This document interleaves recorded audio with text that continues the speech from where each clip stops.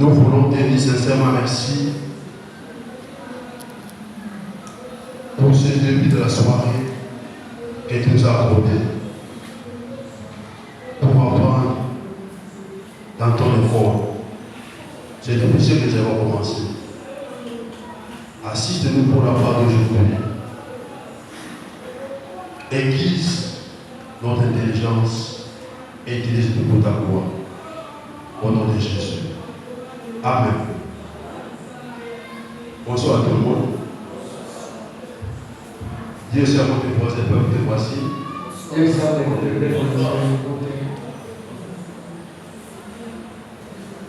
Je pense que pour ceux-là qui suivent le foot, hier j'étais dans la fièvre j'attendais la victoire. Mais certainement cette victoire était arrivée. À tel enceinte jusqu'au tour de même hier du matin, même 2 heures du matin, j'ai vu les gens en train de scander des chansons. Même le président de la République avait fait tout. Déjà était dans la liesse. Parce que nous sommes identifiés par pour le repas. Nous devons apprendre à nous identifier par proche de Christ. Mais je me tombe, je me dis que tout le monde est parti au travail. Tout le monde est parti en train de se réjouir pour la victoire de l'Europe que je Ils sont tellement fatigués et qu'ils ne peuvent pas être avec nous. Non. Et surtout pour nous les ouvriers, nous sommes obligés d'assister chaque fois qu'il y a des séminaires. Pendant ce moment-là, c'est là où Dieu nous aiguise afin de soutenir notre ministère. Mais aussi pour tout enfant de Dieu. Et surtout comme j'avais dit hier, s'il y a des événements très importants dans la vie chrétienne, où nous devons nous approcher, ça doit être aussi la Pâque. Ça doit être aussi la Pâque. C'est très important.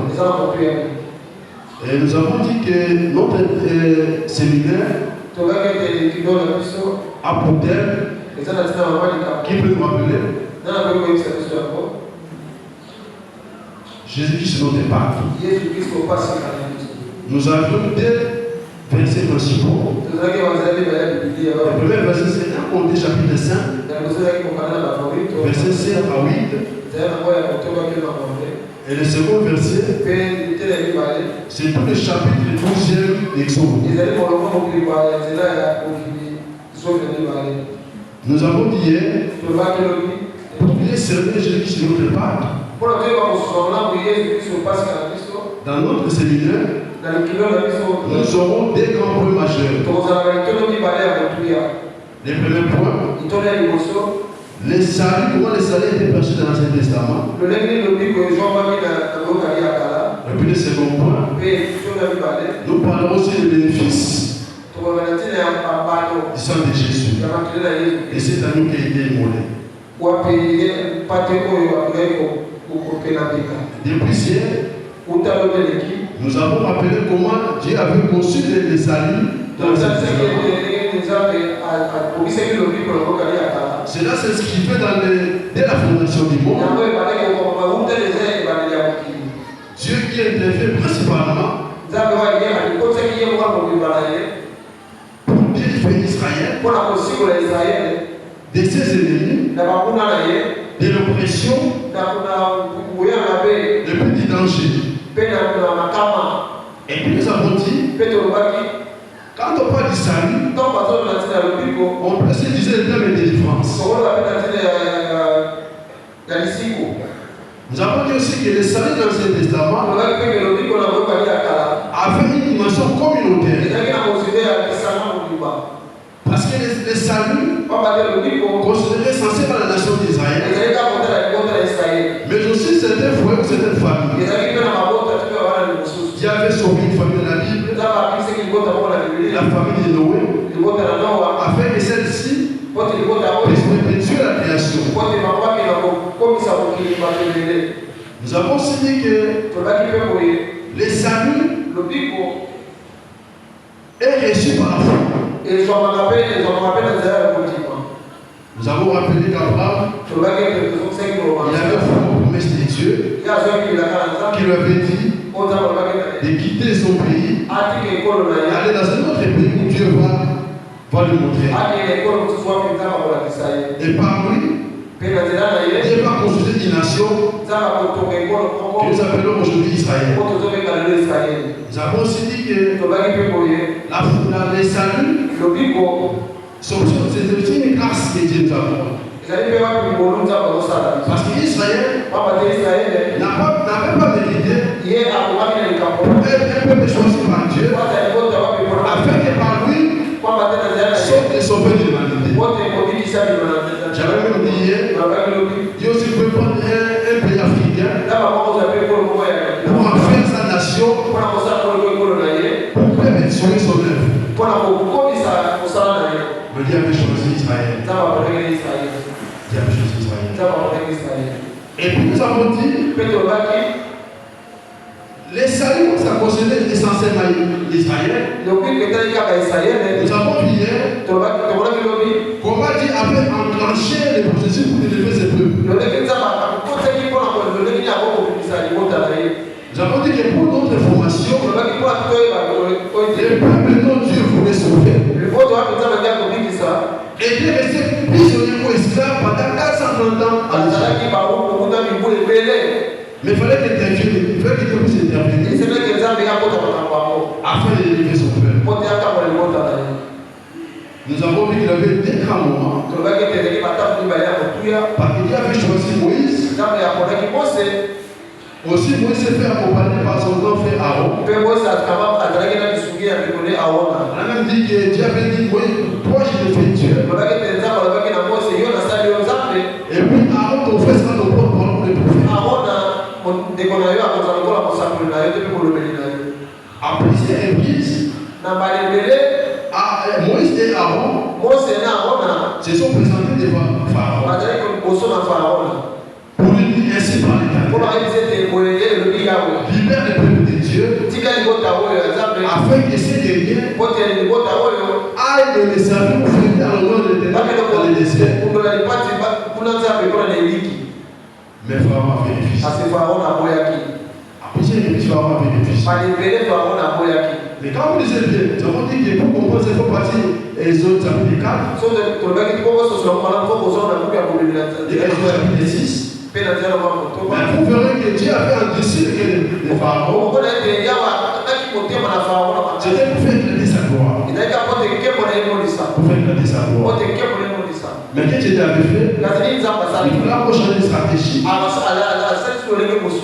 amener lequel les pharaons à lâcher. Le deuxième épisode, ça c'était la confrontation entre Dieu et puis les dieux égyptiens. C'est-à-dire, Dieu devait infliger des jugements contre les dieux égyptiens. C'était 10 plaies. Ou 10 jugements. Hier, nous avons vu 9 jugements. C'est même pas tous. Mais nous avons cité pratiquement 4 ou 5. Le dernier jugement, c'était que Dieu avait frappé les dieux solaires. Les dieux solaires. En Égypte, pendant 3 jours, il n'y avait que des ténèbres. Quelqu'un dit, même si on prenait une torche pour torcher quelqu'un pour le ténèbres, parce que les ténèbres, c'était tellement ténébreux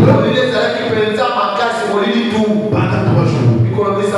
Les dieux solaires étaient capables d'éclairer les peuples d'Égypte. Mais dans l'entretemps, là où se trouvait les enfants d'Israël, dans une contrée qu'on appelait Goshen, Là, il y avait l'éclairage. Kuna pole ezalaki makasi. Dans cette manière, il y avait la nuit et puis le jour. Côté de côté bazali na mutu, côté bazali na mukolo. Et nous avons dit pour terminer cette partie, toutes ces plaies, il avait 5 raisons, on peut lui donner que 2. C'était pour montrer la souveraineté de Dieu sur les dieux égyptiens. Et que rien ne s'oppose à la volonté de Dieu. Aussi, Dieu est celui qui exerce sa justice. Il a fait exercer sa justice. Il est supérieur à la méchanceté et la dureté de Pharaon. Mais aussi, par ses plaies, Dieu voulait montrer le puissant des dieux égyptiens.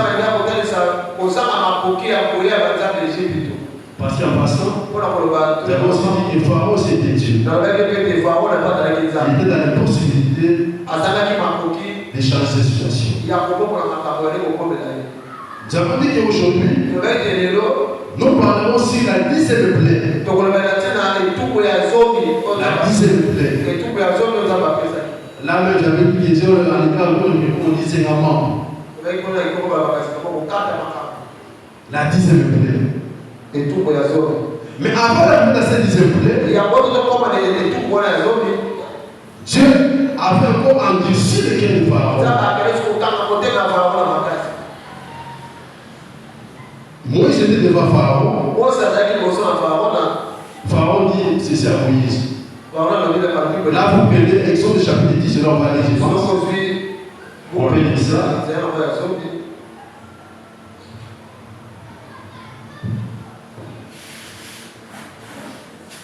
Exode chapitre 10, 27 à 29. On peut se mettre debout. Ton téléphone, on a dans l'état, vous la communiquez, 27 à 29. L'Éternel endurcit le cœur de Pharaon, et Pharaon voulut point les laisser aller. Pharaon dit à Moïse, sors de chez moi, garde-toi de paraître encore à ma présence, car le jour où tu paraîtras à ma présence, tu mourras. Tu l'as dit, répliqua Moïse, je ne paraîtrai plus en ta présence. Parole de l'Éternel. Merci. Là, vous voyez que la place commence à être édifiée. Ah, vous voyez que nous commençons à être tendus entre Moïse et Pharaon. Là, Pharaon ne peut pas avec Moïse. Il a crié sur Moïse. Il a dit Moïse, sors de chez moi. Sors de chez moi. Et puis je te préviens. Là, je peux l'apprendre encore devant. Parce que le jour où tu apparaîtras devant moi, c'est ce jour-là que je te tuerai. Là, on voit déjà que la vie de Moïse était menacée. Sa vie est déjà ici. Moïse va répéter. Je ne parle plus devant ta maison. Je parle plus devant ta maison. Donc ça peut changer qu'il y a quelque chose qui vient. Donc il y a quelque chose qui va venir. Quand vous prenez Exode, Exode chapitre 11, les versets 1 à 8, c'est pendant ce moment-là que Dieu va annoncer la 10e plaie. Parce que quand Moïse disait, je ne peux plus parler devant ta présence, c'était pendant ce moment-là que Dieu a fait donner à Moïse une parole qui devait déclarer à Pharaon. Même si Pharaon était déjà fâché. Mais quand vous prenez les 8 premiers versets, chapitre 11 d'Exode, je prends d'abord les 3 premiers versets. Quand vous prenez les 3 premiers versets, après c'est une sorte de parenthèse avant que Dieu puisse unifier le message à Moïse. Il dit dit à Moïse ceci. Or, tu vas ordonner. Toi, Moïse, tu vas ordonner aux enfants d'Israël. Chacun doit demander à son voisin des vases d'or et puis de l'argent.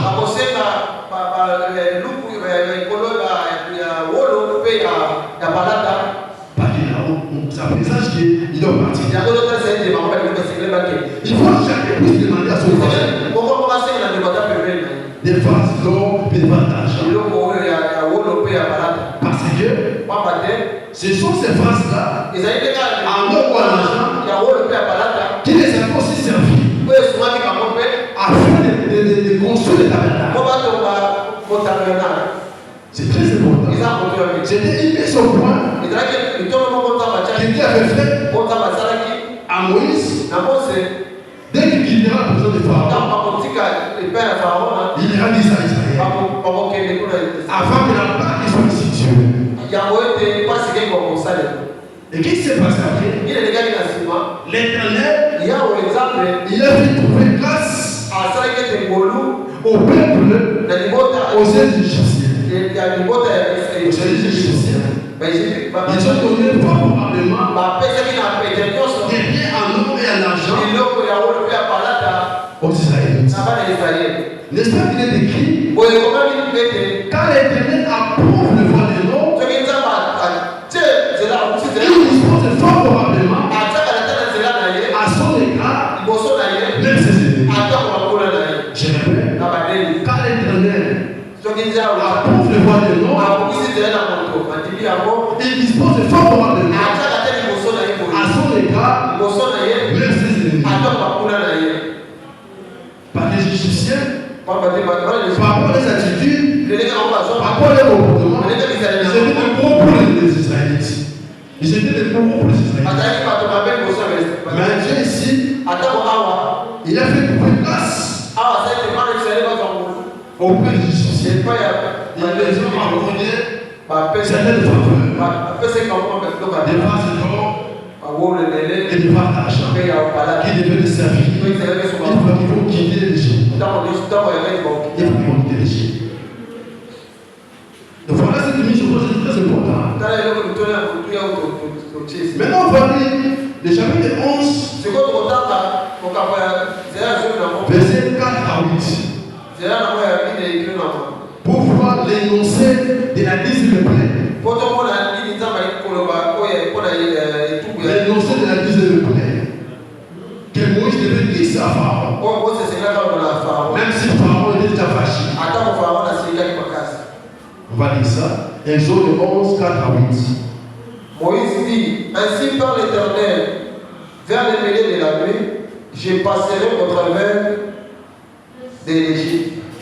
Et tous les premiers-nés mourront dans le pays d'Égypte. Depuis les premiers-nés de Pharaon, assis sur son trône, jusqu'au premier-né de la servante qui est derrière la belle, et jusqu'à tous les premiers-nés des animaux. Il y aura dans tout le pays d'Égypte des grands cris, tels qu'il n'y en aura point eu plus de semblables. Mais parmi tous les enfants d'Israël, depuis les hommes jusqu'aux animaux, pas même un chien ne réveillera sa langue, afin que vous sachiez quelle différence l'Éternel fait entre l'Égypte et Israël. Alors tous les serviteurs que voici descendront vers moi et se prosterneront devant moi en disant, sors, toi et tout le peuple qui s'attache à tes pas. Après cela, je sortirai. Moïse sortit de chez Pharaon dans une ardente colère. Voilà l'énoncé de la 10e plaie. Même si Pharaon n'était plus d'accord avec Moïse, il a dit à Moïse, cette rencontre, c'est la dernière. Mais Moïse, il a fait aussi une recette qui gardait venait livrer à Pharaon. Il a dit ceci. Il y aura la mort dans tous les pays d'Égypte. Dans tous les pays d'Égypte. Qui vont mourir? Tous les premiers-nés. Parmi les hommes, même parmi les animaux. En commençant sur le trône de Pharaon, jusqu'à la servante qui est dans la mer, qui a fait des services. Donc Dieu va exercer son jugement sur tous les premiers-nés. Ils mourront quand? Ils mourront à minuit. À minuit. Quand vous prenez Exode chapitre 12, verset 6, c'est aussi les mêmes temps que l'agneau sera immolé. Pendant que les premiers vont mourir, c'est pendant ces mêmes temps-là où, chez les Israélites, ils vont tuer l'agneau. Entre les deux soirs. Entre les deux soirs. Là, il a encore mentionné. Il y aura tellement de cris dans tous les pays d'Égypte.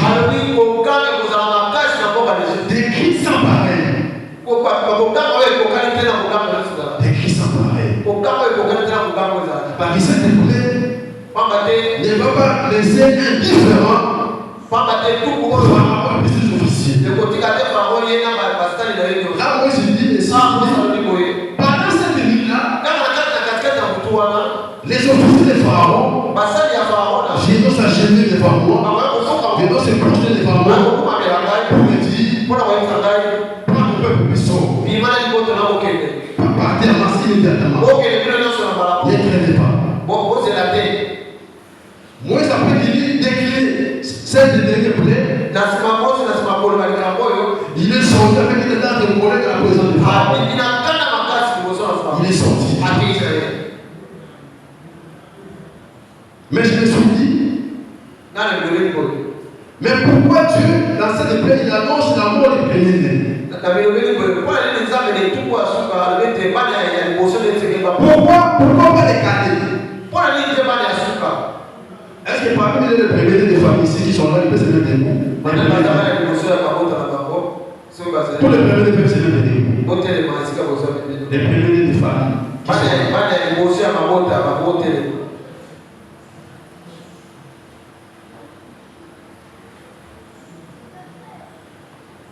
On va prier pour tous ceux qui sont debout. Que Dieu assure les protections. Que Dieu les bénisse. Par qu'ils s'éclairent de leur famille. En l'absence de leurs parents, c'est eux qui deviennent les parents pour les autres. On va prier. Aide-les Dieu. J'ai prié pour tous les premiers qui se sont levés. Bénis l'éternel de Dieu. Prends soin, l'éternel de Dieu, de tous ceux qui sont élevés dans aujourd'hui. Qui te connaît chacun avec l'héritage de sa famille. Qui connaît le combat auquel ils sont livrés. Je prie au nom de Jésus, afin qu'ils réussissent. L'ennemi, chaque fois, tourmente leur vie. Avec là, ils échouent. Et que leur famille aussi puisse échouer. Même ceux qui sont après eux. Mais je prie au nom de Jésus, qu'ils échouent par nom de Dieu. Si c'est pour être misérable, mais qu'ils soient inquiétés par la foi de Christ. Qu'ils se disent qu'ils n'échoueront pas. Même si les choses semblent tourner en mal, mais Christ, qui est aussi le premier-né, tu les aideras avec les réussissent à la fin de leur vie. Bénis-les, prends soin de notre Dieu et bénis leur famille. Pour ceux qui nous ont construit des familles, bénis leur famille, notre Dieu. Mais pour ceux qui ne sont pas encore mariés, aide notre Dieu afin qu'un jour, qui construit leur famille et que leur famille soit bénie. C'est en ton nom que nous avons ces prières. Amen. Amen. Mais pourquoi Ça dépend de l'amour des premier-né.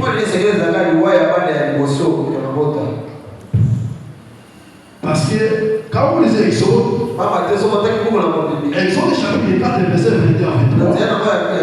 Je pense qu'on va d'abord lire ça. Exode 4, 21 à 23. C'est très important, une grande vérité. Exode 4, 21 à 23.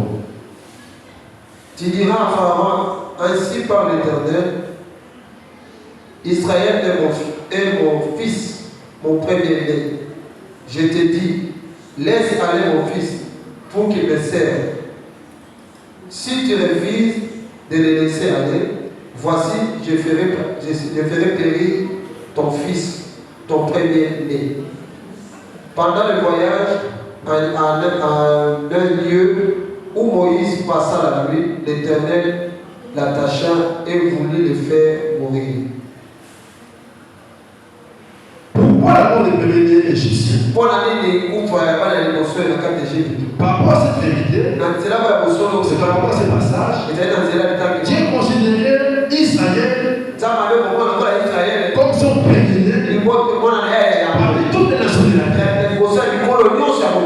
Donc Dieu avait tout intérêt de protéger Israël.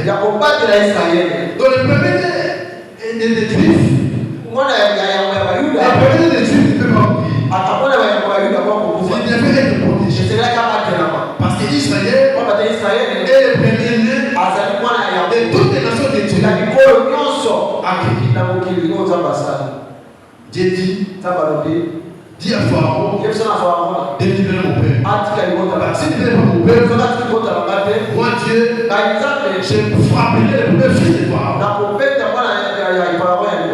Et ceux de nous qui ont chapitre 4, Dieu l'avait déjà dit avant. Mais à cette époque, où cette paix avait été annoncée,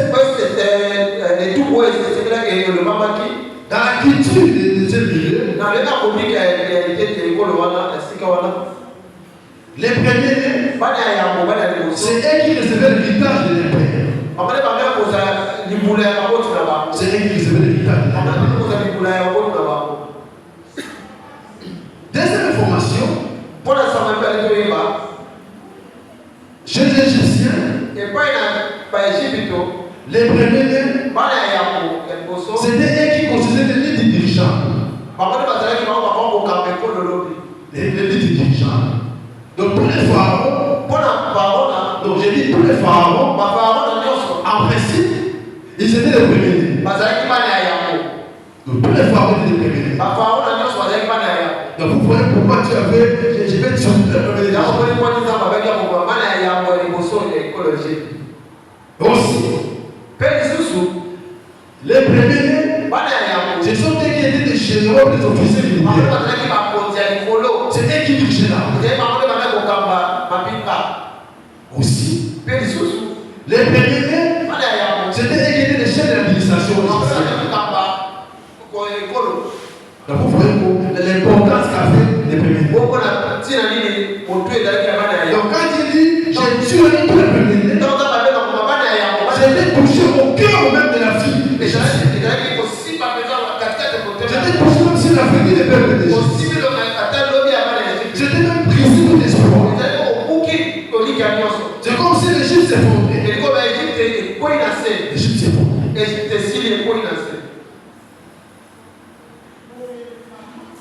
Mais apparemment, les pharaons qui étaient au temps de Moïse, donc j'ai dit les pharaons, c'est vrai qu'il n'était pas mort à la suite de la 10e plaie. Ça montre que lui n'était pas le premier, les fils. Le premier. Donc certainement il m'a passé quelqu'un. Donc il n'était pas le premier. C'est pourquoi il n'était pas mort. Mais certainement, son premier-né était mort. C'est très important. Voilà, je vais prier pour le premier qui sont parmi nous. Tu vois, je vais prier pour le premier. Parce qu'ils incarnent leur famille. L'espoir de leur famille, c'est le poste sur eux. Qu'ils soient riches ou pauvres, ils représentent leur famille.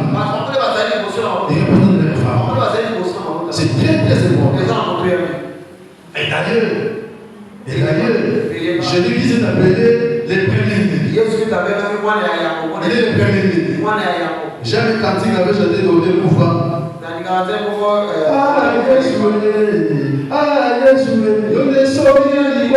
Jésus est le premier-né.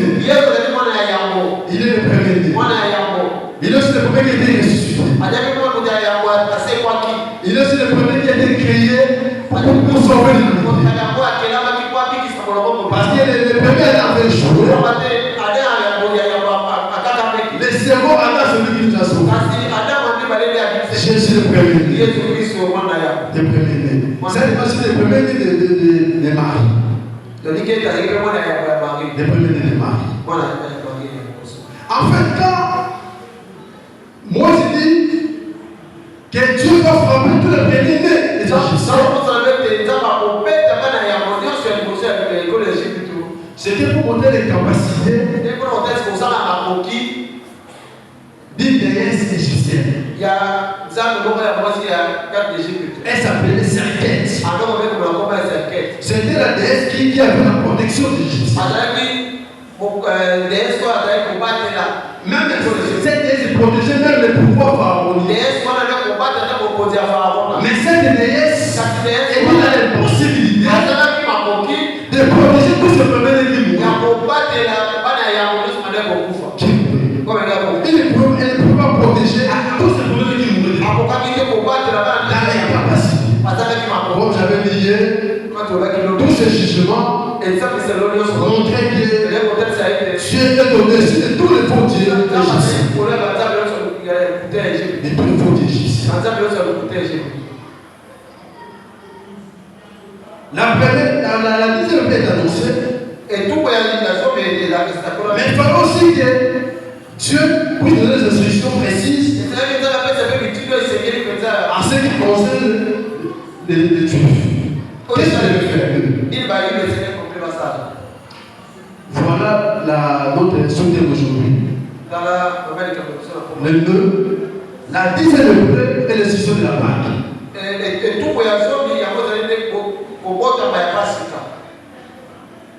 C'est vrai qu'on devait dire pour le chapitre 12e Exode.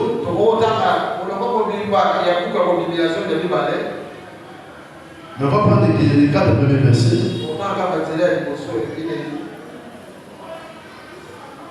Exode 12. Et en 4. L'Éternel dit à Moïse et à Aaron dans les pays d'Égypte: ce mois-ci sera pour vous les premiers mois, les premiers des mois. Il sera pour vous les premiers des mois de l'année. Parlez à toute l'assemblée d'Israël et dites: les 10e jour de ces mois, on prendra un agneau pour chaque famille, un agneau pour chaque maison, un agneau pour chaque maison. Si la maison est trop peu nombreuse pour un agneau, on le prendra avec son plus proche voisin, selon le nombre de personnes.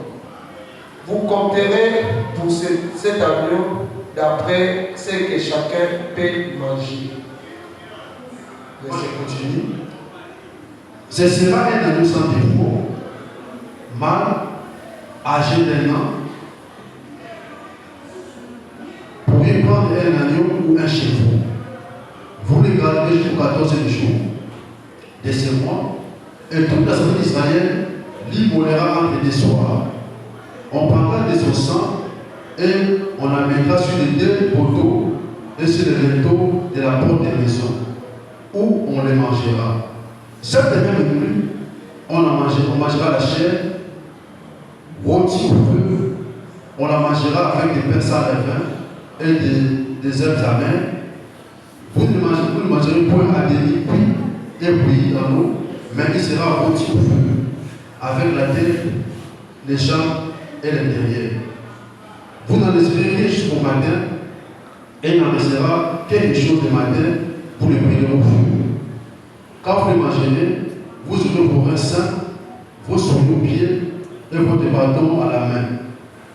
Vous le mangerez à la hâte, c'est la part de l'Éternel. Cette nuit, là, j'ai passé dans le pays d'Égypte et j'ai frapperai tous les premiers du pays d'Égypte, depuis les hommes jusqu'aux animaux. J'exercerai des jugements contre tous les dieux de l'Égypte. Je suis l'Éternel. Verset 13. Les sangs vous servira ici, si les maisons où vous servez. Je verrai le sang et je passerai par-dessus vous. Et il n'y aura point de plaies qui vous détruisent, car je frapperai les pays d'Égypte. Verset 14. Vous conserverez le souvenir de ces jours et vous le célébrerez par une fête en l'honneur de l'Éternel. Vous le célébrerez comme une loi perpétuelle pour vos descendants. Là, nous voyons déjà, c'est l'institution de la Pâque. Parce que là, Dieu a déjà annoncé le jugement qui est la liste de mais pour les Juifs, il fallait un moyen pour se protéger face à cette liste de plaie. Pourquoi? Parce que cette liste de plaie, la mort est préméditée. L'ange de la mort qui va passer, il ne passera pas seulement chez l'Égyptien. Il passera aussi dans la gauche. Il passera aussi dans la maison de Dieu. Donc c'était une plaie très particulière. Parce que les autres plaies étaient des plaies sélectives qui ne concernaient que les Égyptiens. Mais la deuxième plaie, ça ne fait pas de tous les pays d'Égypte. Aussi la fille de Goshen. Pour habiller les peuples de Dieu. C'est pourquoi Dieu devait leur donner un moyen afin que ces derniers puissent se protéger. C'est très très important.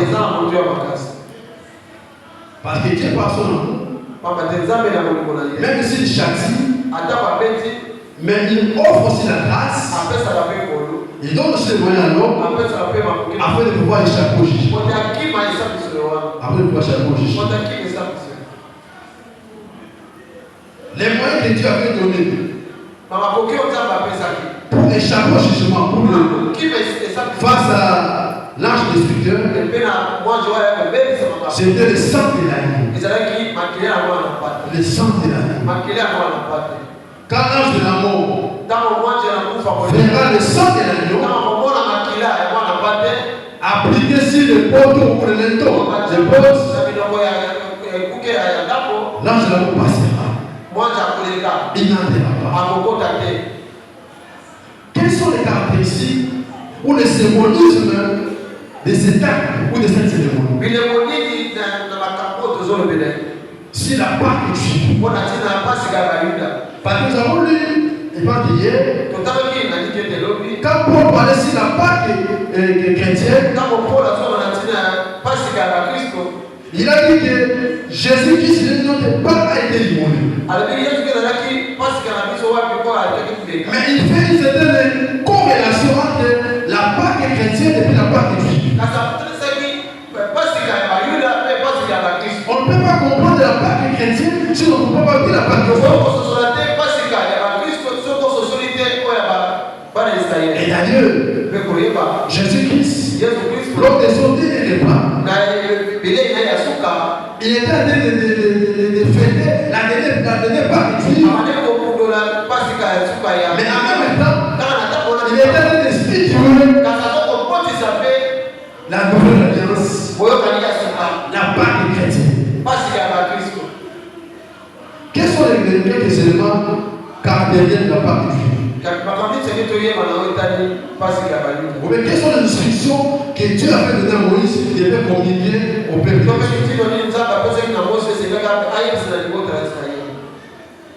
Je vais prendre quelques exemples, quelques éléments. Premier élément, chaque famille devait prendre un agneau.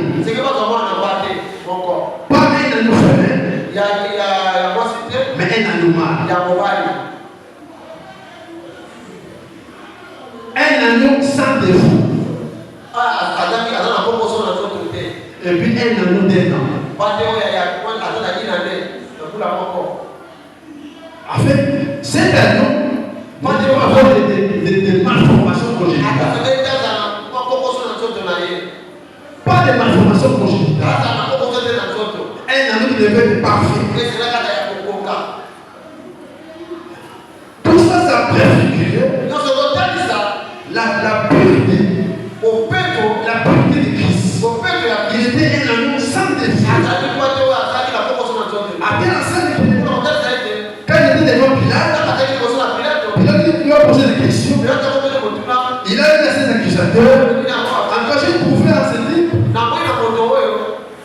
aucun élément de culpabilité. Je le trouve innocent. Moi je dois les renvoyer.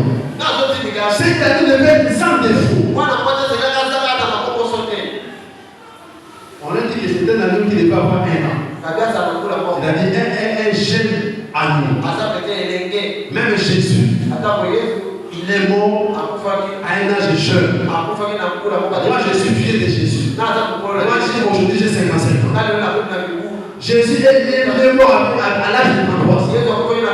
Il est mort jeune, à la fin de l'âge. À la fin de l'âge.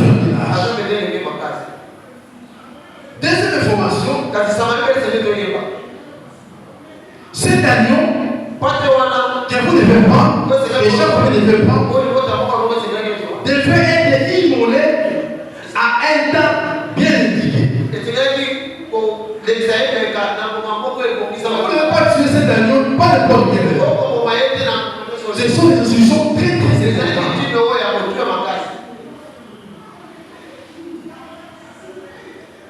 Mais cet agneau, on devait le prendre le 10e jour. Le 10e jour. Parce que quand Moïse donnait l'instruction au peuple de Dieu, c'était au mois de décembre. Ça, c'est le 28. On peut prendre qu'aujourd'hui, regarde, ça c'est le mois de mars. Entre mars et avril. Le 10 mars, vous devez prendre cette année. Mais vous ne devez pas les tuer le même jour, le 10e jour. Non. Vous devez les garder jusqu'au 14e jour. Jusqu'au 14e jour.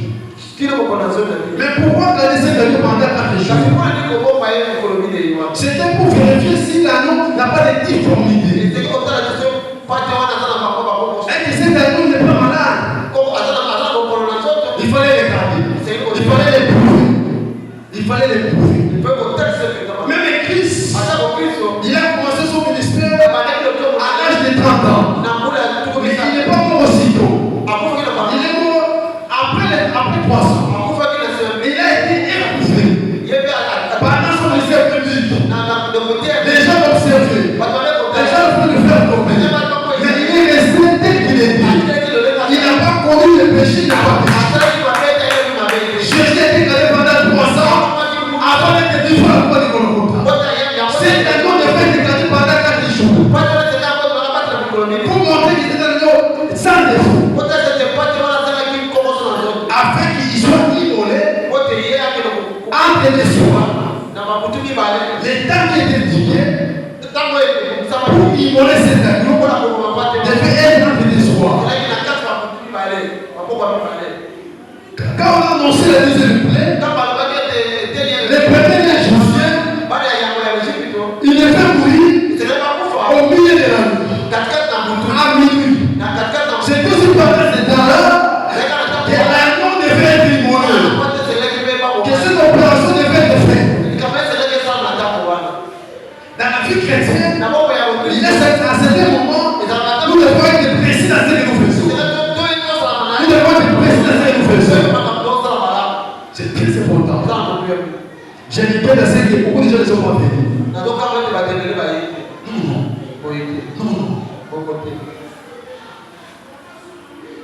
Jésus. On va appeler Exode 6. Exode 6. Vous le garderez jusqu'au 14e jour de ce mois. Et toute l'assemblée d'Israël l'immolera entre les 2 soirs. Toute l'assemblée d'Israël va immoler cet agneau entre les soirs.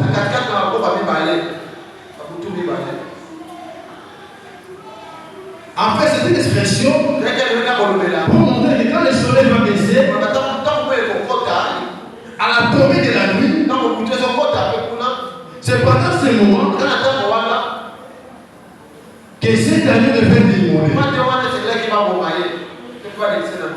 Et curieusement, Jésus-Christ, il était à la croix de Golgotha. Il est resté entre la 6e heure et la 9e heure. Quand on parle de 6e heure, c'est 12 heures. 9e heure, c'est 15 heures. Pendant que Jésus rendait là,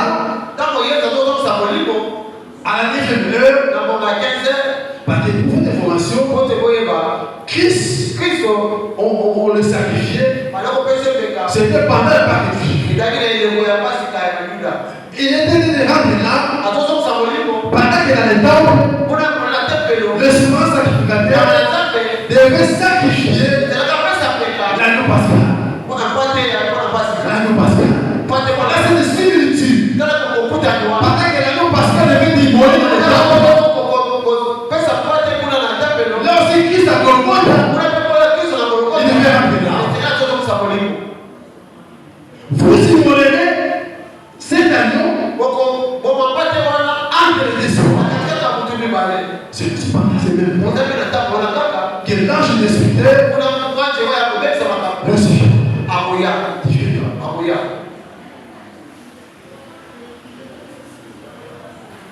Voilà, comme j'avais dit, Christ n'a pas été immolé. On ne peut pas comprendre la part chrétienne si on ne peut pas inclure la part de Dieu. Parce que la part de Dieu est le nombre de la part de Dieu. C'est important. Christ, notre part, a été immolé. On prend l'agneau, on le coupe la tête, on prend un bassinet, on met le sang. Ça c'est pendant la nuit. Entre deux nuits. On prend un isope, on prend besoin de un bois, vous le prenez, vous imbibez dans le sang, vous mettez dans les linteaux de porc. C'était un acte prophétique. Comme je dirais, j'ai revêtu ça de Jésus. Alors on va parler sur les bénéfices du sang de Jésus. Ils ont pris, ils ont imbibé les hommes, ils ont commencé à mettre dans les linteaux de porc. Chaque chef de famille devait faire ça. Dans tout le pays des rochers. Il devait faire ça. Mettre dans les linteaux de porc.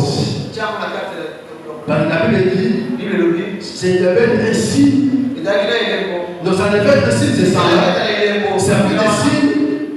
Quand l'âge de la mort passera, on a sorti dans le pays d'Égypte, dans la pochette, il faut voir le signe. Il doit voir le signe. Parce que le sang qu'on a appliqué dans les linteaux de porc,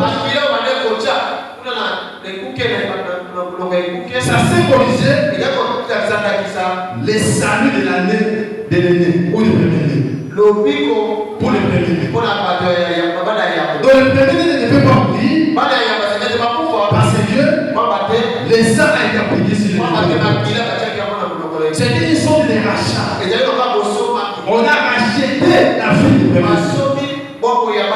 La fille du premier-né. Là, quand vous prenez Exode 12, 13. N'est-ce pas qu'il est écrit? Le sang de Jésus qui est déversé a servi de rançon. Nous revenons sur ça.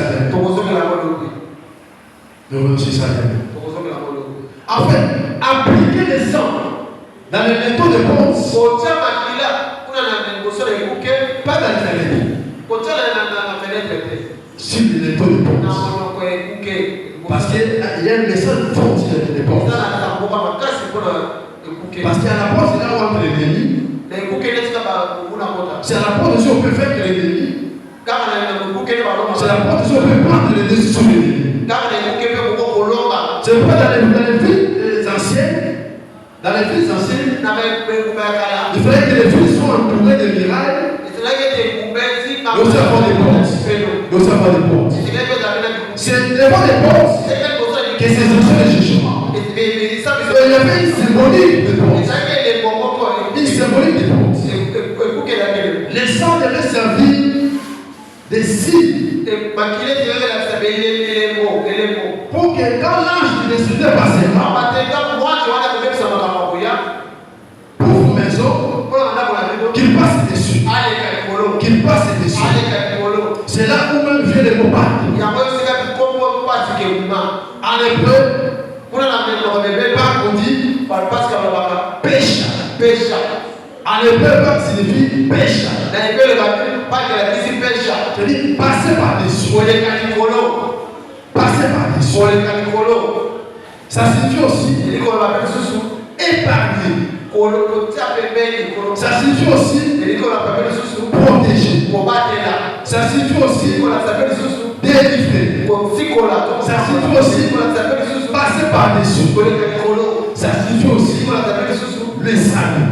Moi j'avais dit les saluts de l'Ancien Testament. Voilà la grande situation de Pâques. C'est une grande réalité qui couvre le jour du salut de l'Ancien Testament. Dans le Nouveau Testament, dans l'Ancien Testament. C'est très important. Si vous faites votre voisin, dites ne pouvez pas dormir.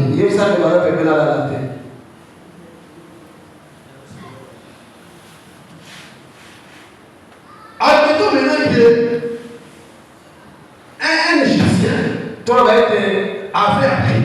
qu'un Égyptien avait appris qu'il faut mettre les sangs de l'agneau dans les taux de porte. Là, je pose la question. Quand venait-il pour un Égyptien qui avait mis le sang de l'agneau si c'est le taux de porte?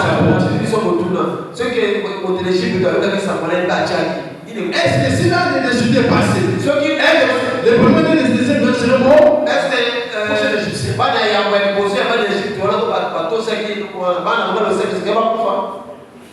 pourquoi?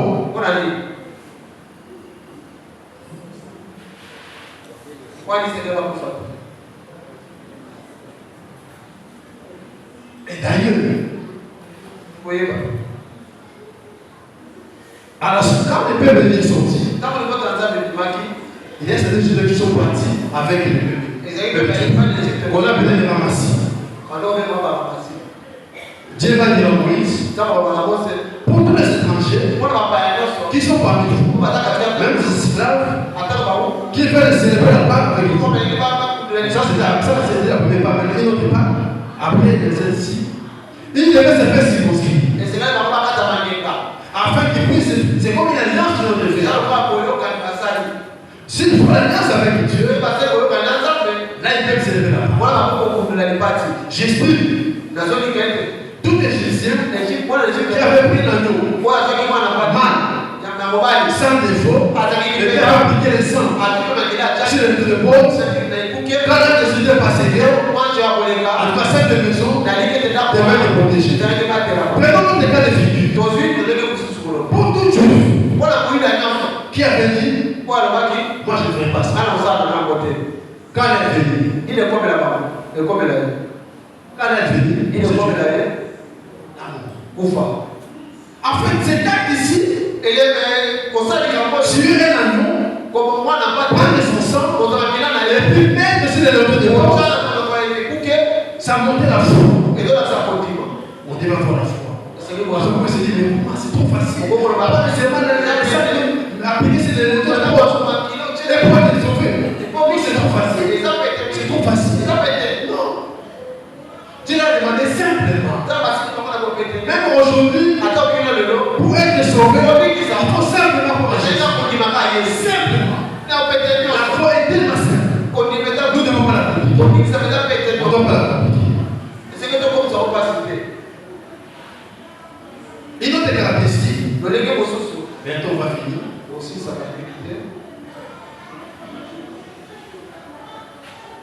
Quand vous priez le sang Au lettre de porte de vos maisons. Là, nous sommes dans le verset 22, chapitre 12.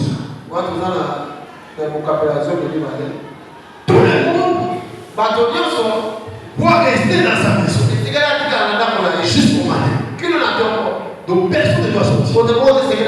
C'était une décision sévère. Personne ne doit sortir. Il faut rester.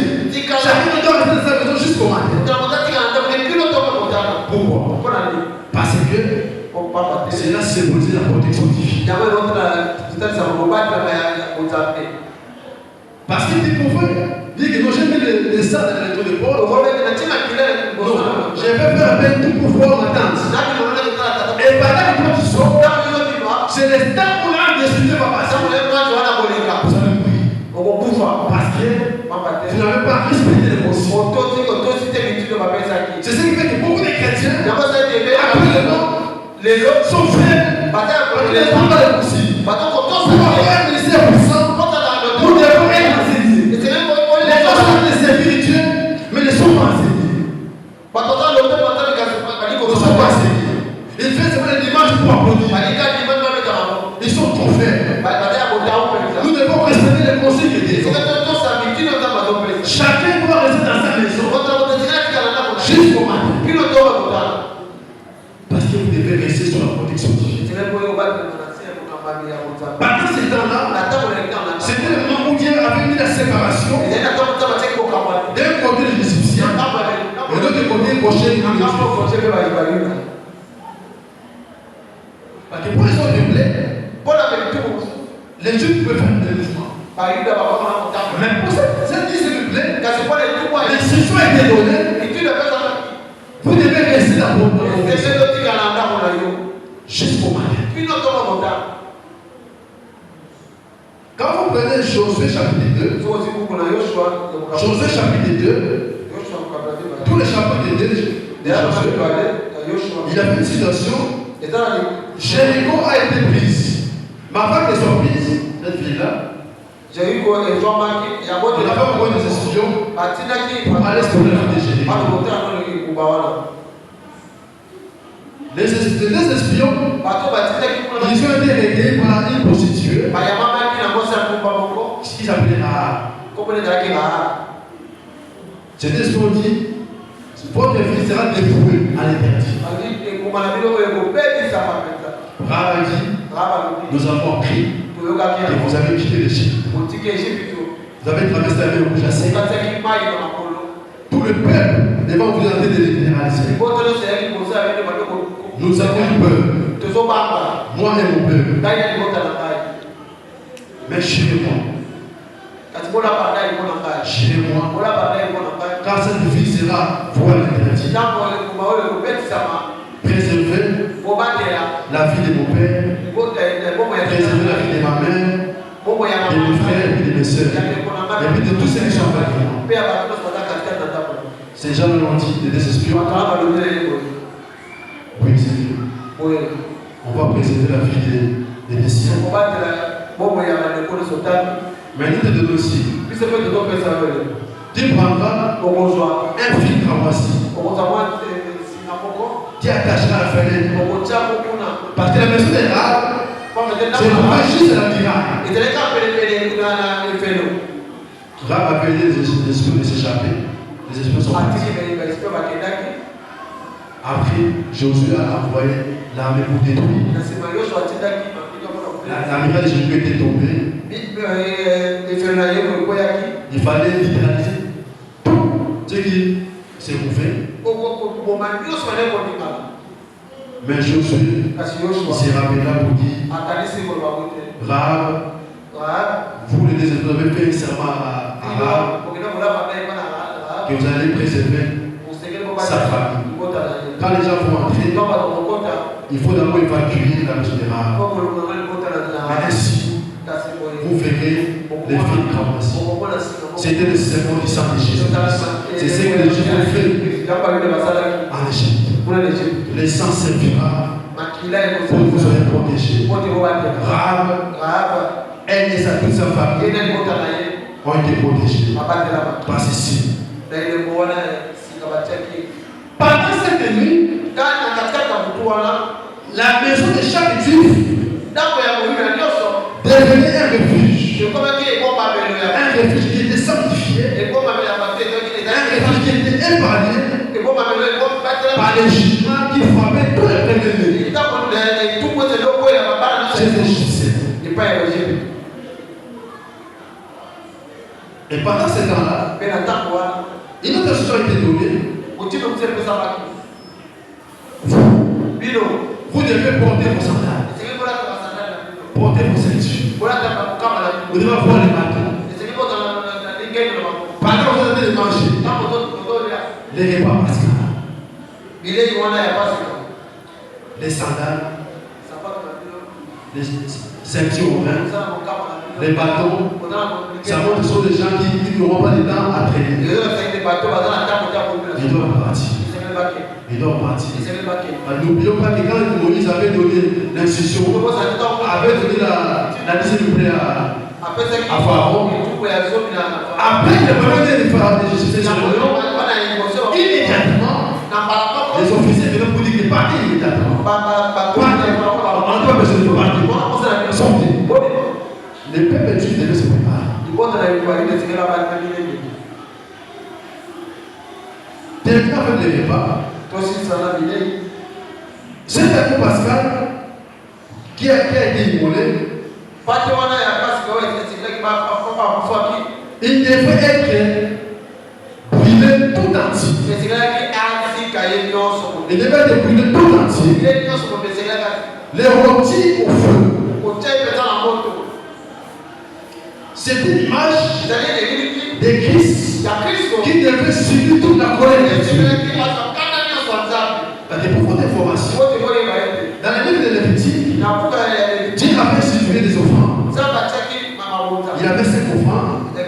Mais il y a une offrande qu'on appelait Holocauste. L'offrande Holocauste, on devait le brûler totalement. On devait le brûler totalement. Totalement. C'est ce qui montre que Christ, il s'est donné volontairement et totalement, entièrement, comme sacrifice pour nous.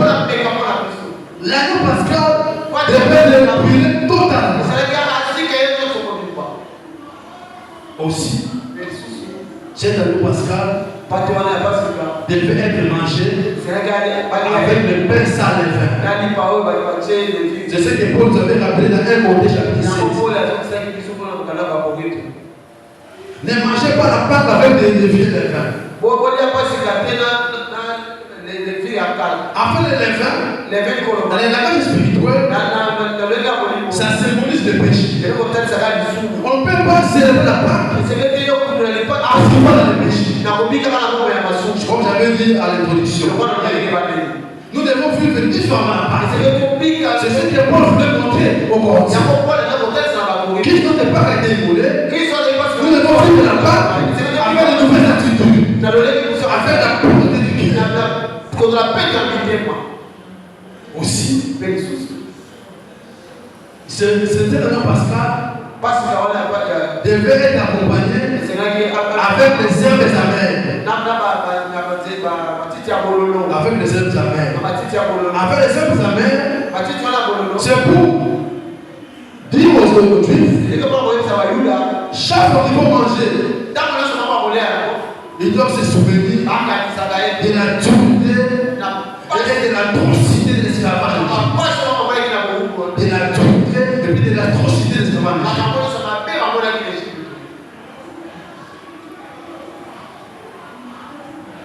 Et puis enfin, le repas pascal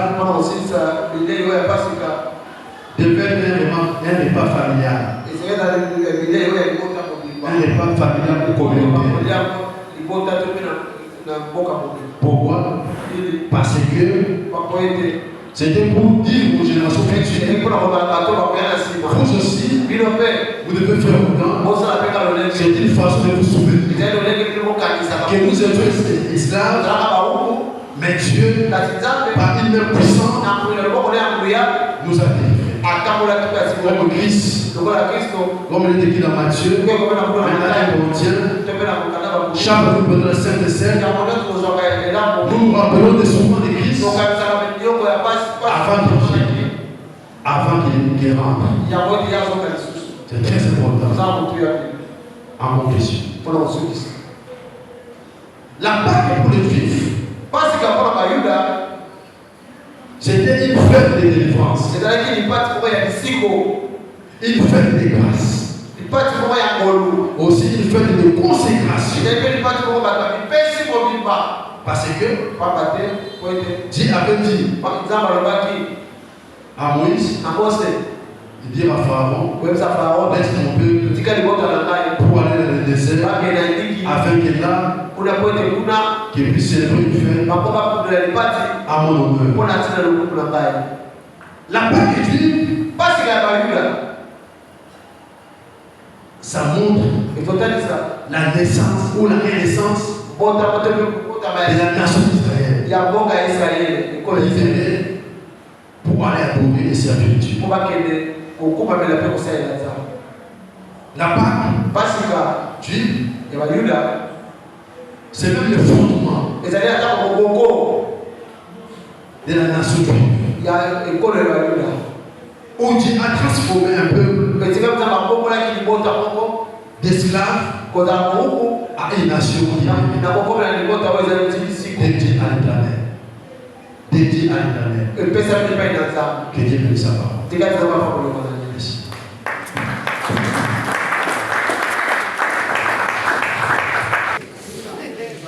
Bon, Papa Nono, merci pour la séminaire au PCBISO.